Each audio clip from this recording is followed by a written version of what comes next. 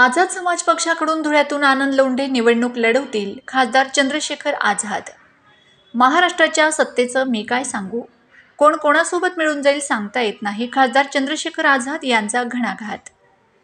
विधानसभेच्या पार्श्वभूमीवर आझाद समाज पक्षाचे राष्ट्रीय अध्यक्ष तथा खासदार चंद्रशेखर आझाद हे बहुजन हक्क परिषदेच्या निमित्ताने धुळे दौऱ्यावर आले होते. यावेळी त्यांनी धुळे शहरातील संतोषी माता चौक परिसरामध्ये जाहीर सभाही घेतली. यावेळी या सभेला त्यांच्या समर्थकांनी मोठी गर्दी केली होती. दरम्यान जाहीर सभेला संबोधित करताना खासदार चंद्रशेखर आझाद यांनी सांगितले की कधीपर्यंत आपण कोणाकडून काही मागत राहू. बाबासाहेबांच्या कृपेने खूप काही मिळाले आहे. आपली ताकद इतकी निर्माण करा की आपल्याला कोणाकडे काही मागायची गरजच पडणार नाही. आपण इतके समजदार आहोत की आपल्याला खायला पोळी नाही तर आपण पिठाची व्यवस्था करतो, स्वयंपाकाला गॅस नाही तर त्याची व्यवस्था करतो. मग महाराष्ट्राच्या विधानसभेमध्ये तुमची आवाज मजबूत करायची असेल तर ज्या प्रकारे मला लोकसभेत निवडून दिले त्याचप्रमाणे धुळ्यात देखील आजच समाज पक्षाचे राष्ट्रीय अध्यक्ष आनंद लोंढे यांना निवडून तुमची ताकद वाढवा असे म्हणत विधानसभेचा पहिला उमेदवार त्यांनी यावेळी घोषित केला.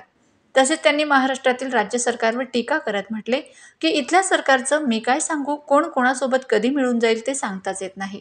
कधी पक्षाचे तुकडे होऊन जातात हे सुद्धा कळत नाही. एक गट सत्तेमध्ये तर एक गट विरोधात अशी परिस्थिती इथल्या राजकारणाची झाली आहे. तसंच काही काळापूर्वी रातोरात इथले सरकार बदलले. पहाटे 4 वाजता राज्यपालांनी मुख्यमंत्री आणि उपमुख्यमंत्री पदाचा शपथविधी ओळखला.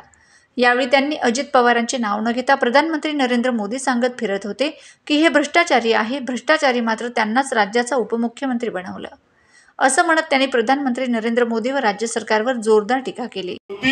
तो ये सब चीजें मिलनी चाहिए थी, लेकिन मैं आपको ये कहना चाहता हूं कि कब तक मांगते रहोगे, कब तक हाथ फैलाते रहोगे. ये मौका बाबा साहब अम्बेडकर के प्रयासों से आपको मिला है. आप ऐसा क्यों नहीं कर लेते कि इस बार मिलकर जो है यहां अपनी ताकत बना लो कि आपको मांगना ही ना पड़े. भाई हम भी रोटी खाते हैं नहीं खाते हैं, हम भी अच्छा बुरा समझते नहीं समझते हैं. जब हम सर्दी आती है तो उससे पहले कपड़ों की व्यवस्था करते नहीं करते गर्म की. जब गर्मी आती है तो ठंडे कपड़ों की व्यवस्था करते नहीं करते हैं. जब बरसात आती तो अपने टूटे हुए घरों पे तरपाल लगाते नहीं लगाते हैं. तो जब हम इतने समझदार हैं कि शाम में रोटी नहीं है इसलिए आटे की व्यवस्था करते हैं, घर में सब्जी नहीं तो सब्जी की व्यवस्था करते हैं, गैस नहीं तो गैस की व्यवस्था. असेंबली में तुम्हारे पास मजबूत आवाज होनी चाहिए नहीं होनी चाहिए बताओ. दूल्हे के मेरे साथियों, ये जो आनंद है ना, अगर वास्तविकता में तुम लोगों ने कमर कस ली तो दूल्हे में आनंद ही आनंद हो जाएगा. मेरी बात को आप याद रखना.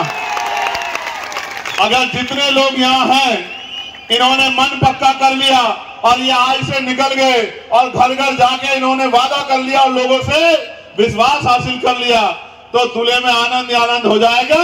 और जिस तरह मैं पार्लियामेंट में खड़े होकर दौड़ता हूं, मेरा छोटा भाई आनंद यहाँ असेंबली में आपके हितों के लिए दौड़ने का काम करेगा. फिर वो 350 परिवार वो टूटे हुए मकानों में खून के आंसू नहीं रोएंगे. फिर कोई बाबा साहब अम्बेडकर की स्टैच्यू को लगने से रोककर आपकी भावनाओं से खिलवाड़ करने का काम नहीं करेगा. फिर यहाँ का पढ़ा लिखा नौजवान बेरोजगार घूमने का काम नहीं करेगा. और फिर यहाँ आपके पास जल जंगल जमीन में जो आपका अधिकार बैठता है वो मिलने का काम होगा. आपने